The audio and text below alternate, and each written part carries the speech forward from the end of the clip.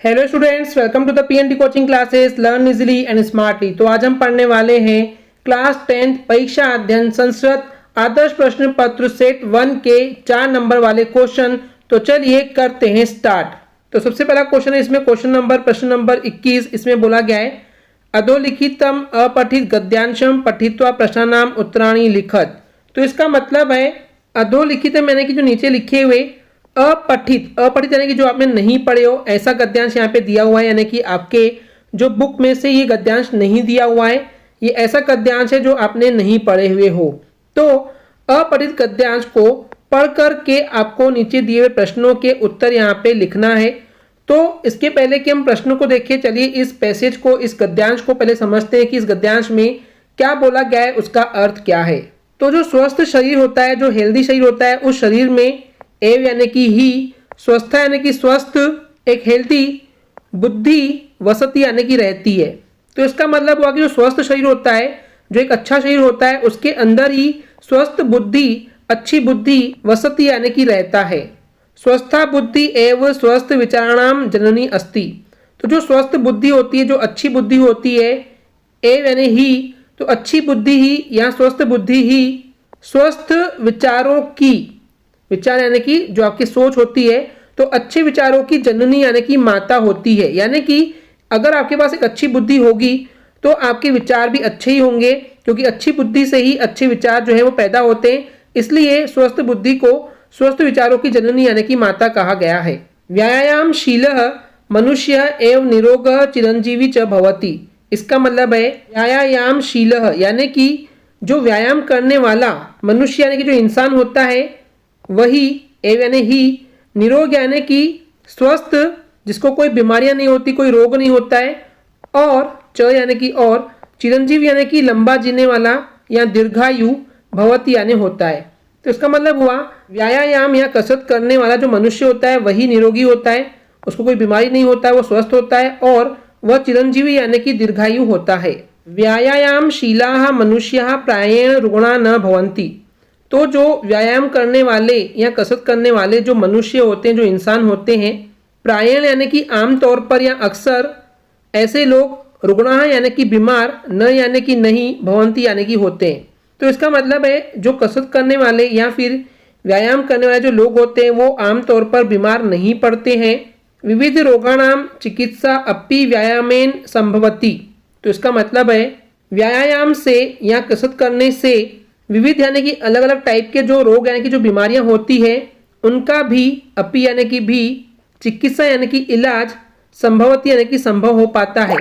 तो इसका अर्थ हुआ व्यायाम यानी कि कसरत करने से भी बहुत सारी जो बीमारियां हैं, अलग अलग बीमारियां हैं, वो भी उनका इलाज जो है वो किया जा सकता है, यानी कि संभावना है कि वो बीमारी ठीक हो जाएगी, यानी कि कसरत के जरिए कई बीमारियां जो है वो ठीक हो जाती है।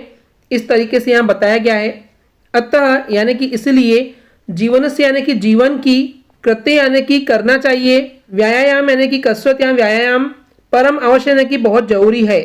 तो इस तरीके से इसका अर्थ हुआ इसलिए जीवन में जो व्यायाम है वो करना बहुत ही ज़्यादा जरूरी है, परम आवश्यक यानी कि बहुत ज़्यादा ज़रूरी है।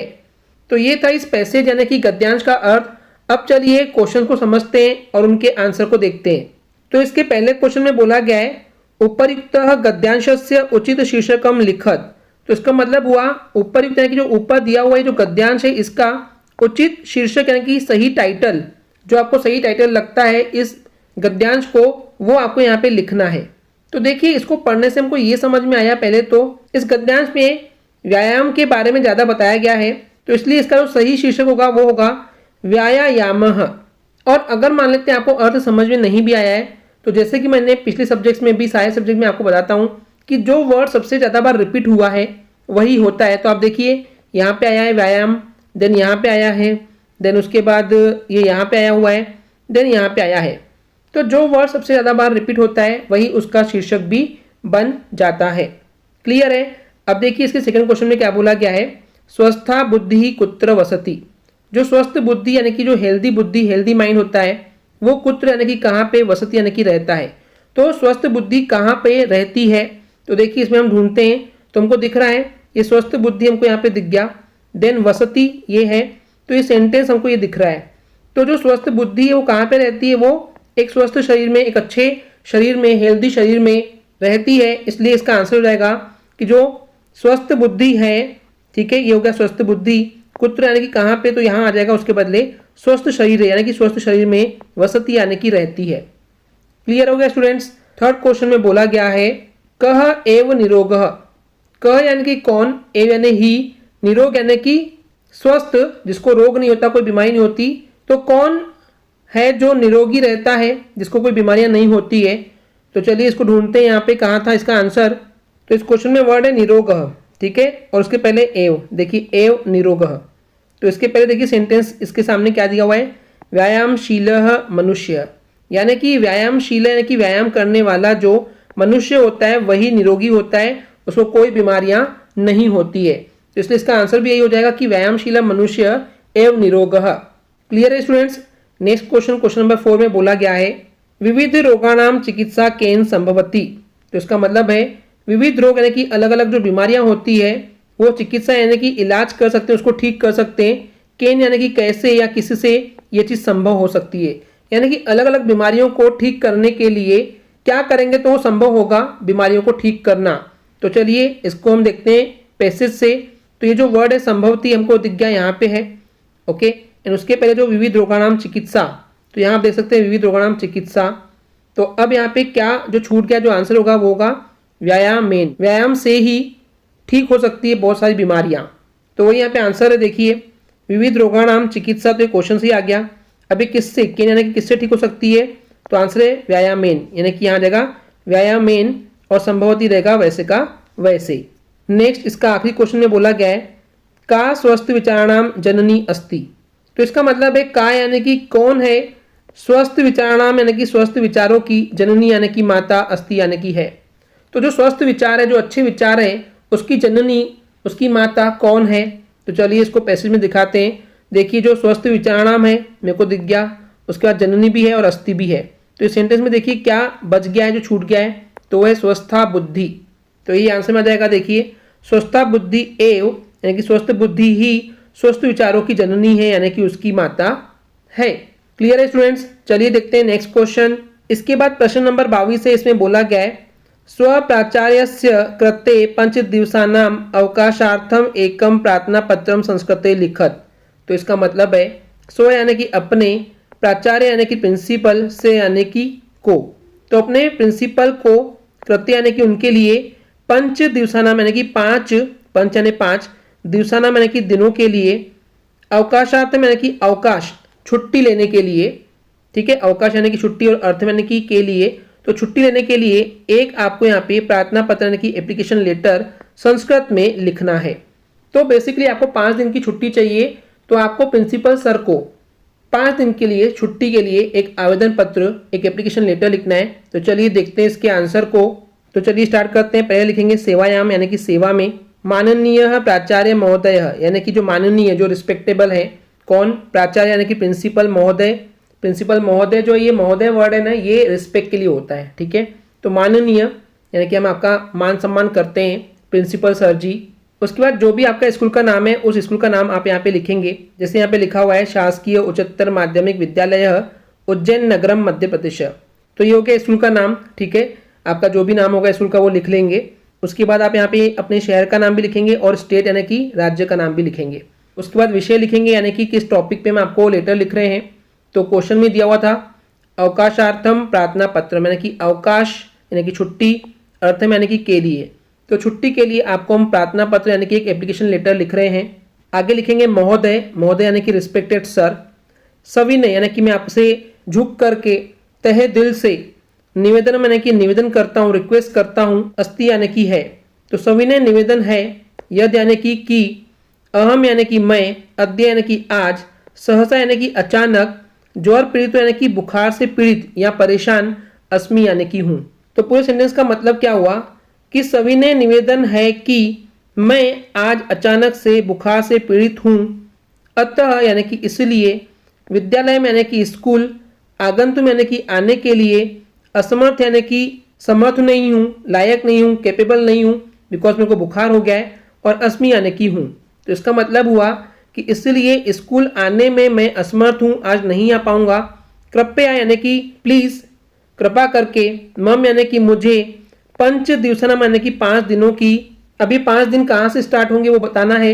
मान लेते हैं आज की तारीख 7 तारीख है अगर, तो ये जगह सप्त दिनांकतः यानी कि 7 दिनांक 7 तारीख से। अब देखिए 7 तारीख से अगर 5 दिन गिनेंगे तो 7, 8, 9, 10, 11, तो एकादश यानी कि 11, दिनांक यानी कि तारीख और पर्यंतम यानी कि तक। तो 7 तारीख से 11 तारीख तक के अवकाश यानी कि छुट्टी स्वीकुर्वन्तु यानी कि स्वीकार करेंगे। तो पूरे सेंटेंस का अर्थ हो जाएगा कृपया मुझे 5 दिनों की 7 तारीख से 11 तारीख तक अवकाश यानी कि छुट्टी देने की कृपा करें या स्वीकार करें। मेरी इस छुट्टी को, मेरी इस अवकाश को आप स्वीकार करें। इसके बाद लिखा हुआ है भवदीया यानी कि आपकी, शिष्या यानी कि स्टूडेंट। देखिए अगर आप लड़की हो तो आप लिखेंगे भवदीया शिष्या, अगर आप लड़के हैं तो भवदीय, ये आ की मात्रा नहीं लिखेंगे, ठीक है। और शिष्या में भी आ की मात्रा ये नहीं लगाएंगे, तो भवदीय शिष्य लिखेंगे। उसके बाद आपका जो भी नाम है वो नाम लिखेंगे। कक्षा 10वीं, 10वीं यानी होता है क्लास 10th, ठीक है। और अवर्ग यानी कि सेक्शन ए में आप पढ़ते हो। और यहाँ पे जो भी दिनांक है, जिस तारीख को आप लिख रहे हो, वो दिनांक वो तारीख आपको यहाँ पे लिखना पड़ेगा। तो इस तरीके से आपको इस एप्लीकेशन को लिखना है, ये बहुत ही ज़्यादा इंपॉर्टेंट है। आप यहाँ पे देख सकते हैं कि 2022 में भी आया है, 2023 में भी आया है और 2024 में भी आया है। तो उम्मीद बनती है कि 2025 में भी आपको ये पेपर में क्वेश्चन देखने को मिलेगा, इसलिए इसको बहुत अच्छे से आप तैयार कर लेंगे। चलिए नेक्स्ट क्वेश्चन देखते हैं। इसके अथवा में एक और क्वेश्चन दिया हुआ है, वहां लिखा है स्वमित्रस्य कृते एकम शुभकामना पत्रम संस्कृते लिखत। तो इसका मतलब है स्व यानी कि अपने, मित्र से यानी कि मित्र को, कृत्य यानी कि के लिए, तो अपने मित्र के लिए, एकम यानी कि एक, शुभकामना पत्र यानी कि आपको उसको शुभकामना देना है कि वो 10th में अच्छे नंबर से पास हुआ है, तो उसके लिए आपको उसको कॉन्ग्रेचुलेट यानी कि बधाई देना है, उसको हम बोलते हैं शुभकामना पत्र। तो लिखना है आपके अपने दोस्त को संस्कृत में यानी कि संस्कृत भाषा में आपको लिखत यानी कि लिखना है। तो अपने मित्र को आपको एक शुभकामना पत्र लिखना है संस्कृत में। तो चलिए देखते हैं इसके आंसर को। तो चलिए स्टार्ट करते हैं। पहली लाइन दिया हुआ है यहाँ पे प्रिय वर्य, यानी कि बहुत ही ज़्यादा जो प्रिय होता है उसके लिए बोला गया है। कौशल जो कि आपके दोस्त का नाम है, और महोदय यानी कि हम रिस्पेक्ट दे रहे हैं। अब मेरा मानना है कि देखिए वो आपका दोस्त है, परीक्षा अध्ययन में यहाँ पे महोदय दिया हुआ है तो महोदय नहीं आना चाहिए पहली बात। और अगर आपको प्रिय वर्ग भी याद नहीं हो रहा है तो इसको भी छोड़ दीजिए। आप सिंपल एक वर्ड ये नीचे देखिए प्रिय लिखा हुआ है, तो प्रिय और दोस्त का नाम और फिर एक्सक्लेमेशन साइन या फिर कॉमा कुछ भी लिख सकते हैं, ठीक है। कॉमा भी चलेगा और एक्सक्लेमेशन भी चलेगा, ज़्यादा बेहतर होगा कि कॉमा लगाइए। तो आपको क्या लिखना है, प्रिय संजय और फिर कॉमा, ठीक है। तो इसका अर्थ हो जाएगा प्रिय मित्र संजय, मित्र यानी कि छुपा हुआ है पीछे, तो प्रिय संजय, प्यारे संजय। उसके बाद लिखा हुआ है देखिए जय तुम संस्कृतम, इसका मतलब होता है संस्कृत की जय हो। अब देखिए संस्कृत की जय करने की जरूरत मुझे नहीं लगता है कि सही है, तो ये भी आप छोड़ देंगे यहाँ पे। इसके बाद आपको क्या लिखना है, सादरम नमः, यानी कि आदर के साथ, इज्जत के साथ मैं आपको नमस्ते कहता हूँ। कभी भी दोस्त लोग मिलते हैं तो हम नमस्ते करते हैं, हाथ मिलाते हैं, तो उसको बोला गया है नमस्ते, ठीक है। तो आदर के साथ यानी कि स आदर, इज्जत के साथ नमस्कार भेज रहा हूँ, ठीक है। तो लेफ्ट साइड पे हम लिखते हैं इस तरीके से प्रिय संजय सादर या सादरम नमः, ये हो गया। इसी के राइट साइड पे आपको क्या करना है, आपको एड्रेस लिखना होता है। तो यहाँ पे आप एड्रेस लिखेंगे भिंड नगरत, यानी कि भिंड नगर से आप भेज रहे हैं, ठीक है। और दिनांक, तारीख क्या होती है, वो आपको जो भी डेट को आप लिख रहे हैं वो डेट आप यहाँ पे सिंपली लिखेंगे। मान लेते हैं 20 जुलाई 2024 है, तो 2007 एंड 24 यहाँ पे इस तरीके से लिख देंगे। क्लियर है। कई स्टूडेंट्स को अब यहाँ पे हिंदी लिखते नहीं आती है नंबर्स में, तो अगर नहीं आता तो आप इंग्लिश भी चला लेंगे, पर कोशिश कीजिए, बहुत ही ईजी है हिंदी राइटिंग। देखिए मैं आपको दिखाता हूँ, 1 2 3 यानी कि 1 2 3, ये 4 यानी 4, ये 5, ये 6, ये 7, ये 8, ये 9 और ये 10। तो इस तरीके से आपको ये आना चाहिए, फिर भी मैंने आपको बता दिया। अगर नहीं आती है इंग्लिश में लिखिए, पर एग्जाम में छोड़ के मत आइए। अब चलिए कंटिन्यू इसको समझते हैं। आशा यानी कि उम्मीद, अस्ति यानी कि है, भवंत यानी कि आप, सानंदा यानी कि स आनंद यानी कि खुश होंगे, और सकुशला यानी कि सकुशला यानी कि एकदम तबियत वगैरह आपकी सबकी ठीक होगी, संति यानी कि है।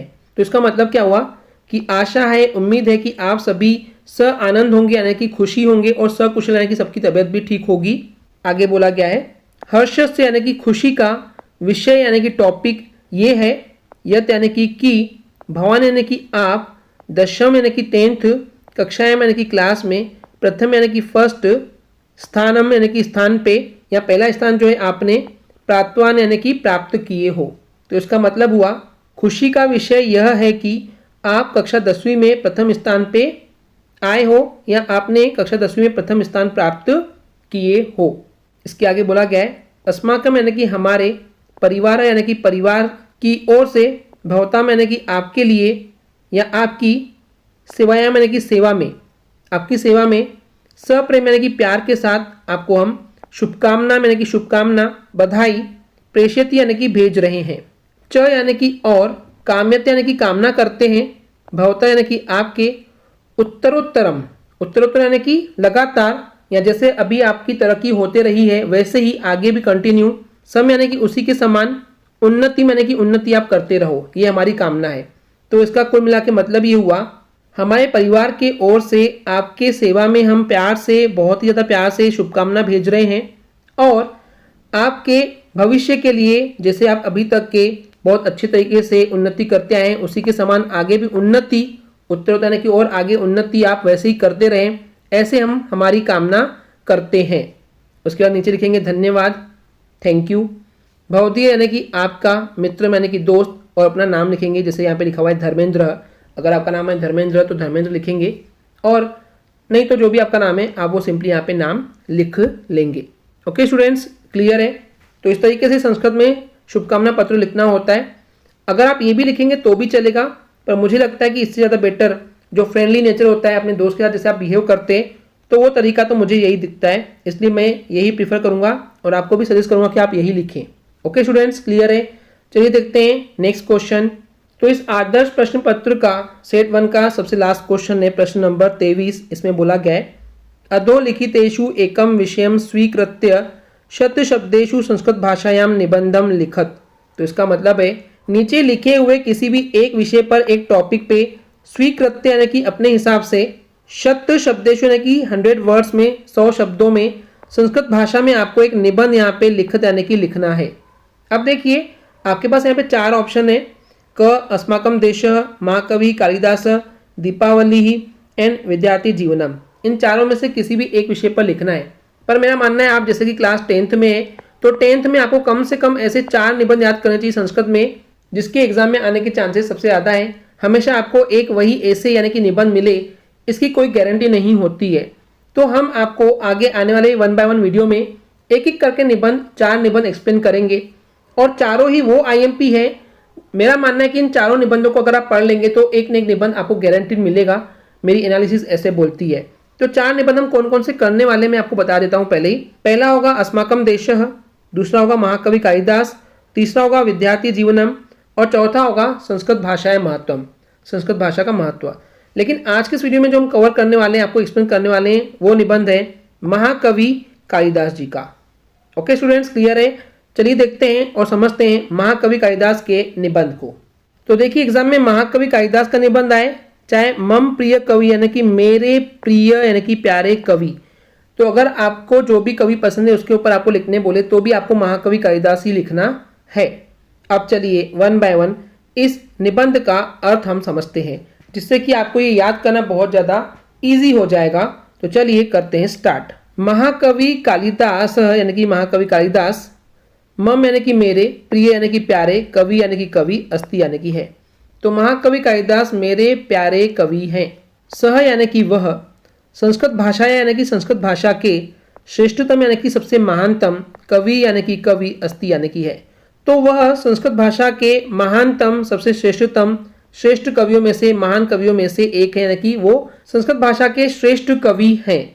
कालिदास से यानी कि कालिदास के, काव्येषु यानी कि कविताओं में, यादृश यानी कि जैसा, रस प्रवाह यानी कि जो मजा, सुनने में जो मजा आता है, विद्यत यानी कि जो उसमें है, जो मजा है, तादृश यानी कि वैसा, अन्यत्र यानी कि कहीं और, नास्ति यानी कि नहीं है।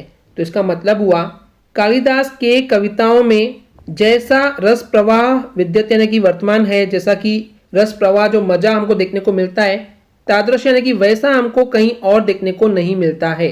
सह यानी कि वह, कवि कुल शिरोमणि यानी कि वह ऐसे कवि है जो उनके पूरे कुल में, उनके परिवार में सबसे ज़्यादा शिरोमणि यानी कि सबसे सर्वोत्तम, सबसे बेस्ट कवि, अस्ति यानी कि है। तो वह कवि कुल शिरोमणि यानी कि उनके पूरे परिवार में से सबसे बेस्ट कवि हैं। कालिदास यानी कि कालिदास ने त्रीणि नाटकानि यानी कि 3 नाटक लिखे हैं। ओके, कालिदास ने 3 नाटक लिखे हैं। कौन कौन से? एक हो गया मालविका अग्नित्रम, विक्रमोर्वशीयम च यानी कि और, अभिज्ञान शकुंतलम। तो देखिए ये इनके 3 नाटकों के नाम हैं। अब वो नाम है तो हैं, वो आपको याद करने ही पड़ेंगे। एक बार फिर से मैं बता देता हूँ, मालविका अग्निमित्रम, विक्रमोर्वशीयम और अभिज्ञान शकुंतलम। इसके अलावा उन्होंने 2 यानी कि 2 महाकाव्य, ठीक है, बड़े बड़े काव्य यानी कि बड़ी बड़ी कविताएं, एक बड़ा सा महाग्रंथ लिखा है। इसमें से एक है रघुवंशम और दूसरा क्या है, कुमार संभवम। तो ये 2 उन्होंने महाकाव्य भी लिखे हैं। इसके अलावा 2 यानी कि 2 गीति काव्य यानी कि गीत में गाए हुए कविताएं, ठीक है, उनको बोलते हैं गीति काव्य। तो 2 गीति काव्य भी लिखे हैं। उनमें से एक है मेघदूतम और दूसरा क्या है, ऋतु संहारम। तो इनकी उन्हें रचिता यानी कि रचे हैं यानी कि लिखे हैं। तो इस तरीके से पूरे सेंटेंस का अर्थ क्या होता है कि कालिदास ने 3 नाटक, 2 महाकाव्य और 2 गीति काव्य भी लिखे हैं, रचे हैं। ओके स्टूडेंट्स, पहला पैराग्राफ खत्म हो गया है। उम्मीद करता हूँ आपको समझ में आ गया होगा। चलिए बढ़ते हैं सेकंड पैराग्राफ की तरफ। कालिदासस्य यानी कि कालिदास के लोकप्रियतायाः यानी कि लोकप्रियता यानी कि जो लोक था, जो समाज था, उनको बहुत पसंद करता था। उसका कारण यानी कि कारण ये है कि तस्य यानी कि उनकी प्रसाद गुण युक्ता यानी क्या होता है, यानी कि उनके कविताओं में प्रसाद गुण यानी क्या होता है, शालीनता, सम्मान, इज्जत जिनके बारे में लिख रहे हैं, तो शालीनता का गुण युक्त यानी कि ऐसे प्रसाद गुण से भरे हुए ये कविताएं लिखते हैं। इसके अलावा जो इनकी शैली है वो बहुत ललिता यानी कि बहुत ही सुंदर, बहुत ही प्यारी, अस्ति यानी कि है। तो इसका मतलब हुआ, इसका अर्थ हुआ, कालिदास के लोकप्रियता का कारण ये है कि वो जो उनकी कविताएं लिखते हैं उनमें प्रसाद गुण से भरी हुई कविताएं हमको देखने को मिलती है, जिसमें उनकी जो शैली है, जिस तरीके से वो लिखते हैं, वो बहुत ज़्यादा ललित यानी कि बहुत ज़्यादा सुंदर है। कालिदासस्य प्रकृति चित्रणम अति रम्यम अस्ति यानी कि जो कालिदास यानी कि कालिदास के प्रकृति का यानी कि नेचर का जो चित्रण करने का तरीका यानी कि प्रकृति के ऊपर, नेचर के ऊपर जिस तरीके से वो कविताएं लिखते हैं वो बहुत ज़्यादा, अति यानी कि बहुत ज़्यादा, रम्यम यानी कि सुंदर, बहुत ही मज़ेदार, अस्ति यानी कि है। तो इसका मतलब हुआ कालिदास का प्रकृति चित्रण, नेचर का जो चित्रण है वो बहुत ही ज़्यादा सुंदर है। प्रकृति को बहुत ही शानदार तरीके से वो अपनी कविताओं में बताते हैं। इसके अलावा चरित्र चित्रण यानी कि चरित्र के चित्रण करने में, यानी जिसके बारे में भी वो कविताएं लिखते हैं तो उनका चरित्र एकदम इस तरीके से सामने रख देते हैं जैसे हमारे सामने चित्र वो चल रहे हों। तो इसको हम बोलते हैं चरित्र चित्रण, यानी कि चरित्र का चित्रण जो है जिस तरीके से कालिदास जी करते हैं वो बहुत ही ज़्यादा, अति यानी कि बहुत ही ज़्यादा पट्टू है मतलब कि बहुत ही कुशल है, इस चीज़ में वो एक्सपर्ट हैं। तो इस तरीके से जो कालिदास जी हैं वो चरित्र चित्रण में भी बहुत ज़्यादा एक्सपर्ट हैं, कुशल हैं। तो ये हो गया सेकंड पैराग्राफ। अब चलिए देखते हैं इसका लास्ट पैराग्राफ। जो कालिदास जी थे वो महाराज विक्रमादित्य यानी कि महाराज विक्रमादित्य के सभा कवि यानी कि उनके सभा में वो कविताएं करते थे। तो इस तरीके से हम बोल सकते हैं जो कालिदास है वो महाराज विक्रमादित्य के सभा कवि आसित यानी कि थे। अनुमीयते यानी कि ऐसा माना जाता है, यत् यानी कि तो ऐसा माना जाता है कि जो जन्मभूमि है जहाँ पे जन्म लिए थे कालिदास जी ने वो उज्जैनी यानी कि उज्जैन शहर आसित यानी कि था। तो ऐसा अनुमान लगाया जाता है यानी कि ऐसा माना जाता है कि कालिदास की जन्मभूमि उज्जैन शहर में थी। मेघदूत यानी कि मेघदूत जो इनका गीति काव्य था, तो इस मेघदूत में बहुत ही शानदार, भव्य यानी कि बहुत ही शानदार तरीके से उन्होंने उज्जैन्या यानी कि उज्जैन शहर के बारे में वर्णनम यानी कि वर्णन जो है हमको विद्यते यानी कि देखने को मिलता है। तो इसका मतलब हुआ मेघदूत गीति काव्य में बहुत ही शानदार तरीके से उन्होंने उज्जैन शहर के बारे में वर्णन जो है वो किया है। कालिदास से यानी कि कालिदास के कृतिषु यानी कि रचनाओं में जो उन्होंने रचनाएं लिखी हैं, जो उन्होंने कविताएं लिखी है, तो उनकी कविताओं में, उनकी रचनाओं में कृत्रिमताया यानी कि उन्होंने दिखावे के रूप से आडंबर करके, दिखावा करके कविता नहीं लिखी है। वो नेचुरली खुद ही उनके अंदर से कविताएं निकलती है। अगर खुद ही कविताएं निकल रही तो उसको हम बोलते हैं प्राकृतिक तरीके से लिखा हुआ है, लेकिन कृत्रिमता यानी कि उन्होंने जबरदस्ती कविताएं लिखी है। तो जो कृत्रिमताया है वो हमको उनमें अभाव यानी कि कमी देखने को मिलती है। यानी कि जो भी उनकी कविताएं हैं वो नेचुरली है, उनके अंदर से निकलती है। उन्होंने लोगों को दिखाने के लिए कविताएं नहीं लिखी है, ठीक है। तो कृत्रिमताया की कमी होती है। और जनरली प्राकृतिक तरीके से वो कविता लिखी होती है, इससे हमको देखने को मिलती है। इसके बाद बोला गया है कालिदासस्य यानी कि कालिदास की कविताओं में उपमा का जो प्रयोग है वो अपूर्व यानी कि बहुत ही शानदार है। तो कालिदास की जो कविता है वहाँ पे हमको उपमा अलंकार बोल सकते हैं, जहाँ पे ये उपमा को बहुत ही शानदार तरीके से, अपूर्व यानी कि बहुत ही शानदार तरीके से उसका प्रयोग करते हैं, उपयोग करते हैं। अतः यानी कि इसलिए साधुच्यते यानी कि सही कहा गया है, तो इसलिए सही कहा गया है कि उपमा कालिदासस्य यानी कि ये जो उपमा है वो कालिदास की है, यानी कि कालिदास की उपमा है। तो यही कारण है क्योंकि वो अपने कविताओं में उपमा अलंकार का बहुत ज़्यादा प्रयोग करते हैं, इसलिए उन्हें कालिदास की उपमा ऐसा नाम दिया गया है। तो ये था महाकवि कालिदास जी का निबंध। ओके स्टूडेंट्स, क्लियर है? आई होप स्टूडेंट्स आपको ये क्लियर हो गया होगा। अगर आपको हमारी वीडियो से कुछ भी सीखने मिला या नॉलेज मिला तो प्लीज़ हमारे चैनल को सब्सक्राइब कीजिए एंड वीडियो को लाइक ज़रूर करें और अपने फ्रेंड्स के साथ जरूर शेयर करें, ताकि उन्हें भी ये सब चीज़ें बहुत ईजिली समझ में आए और वो भी एग्जाम में अच्छा स्कोर कर सके। तो आज की वीडियो को यहीं रोकते हैं। Thank you.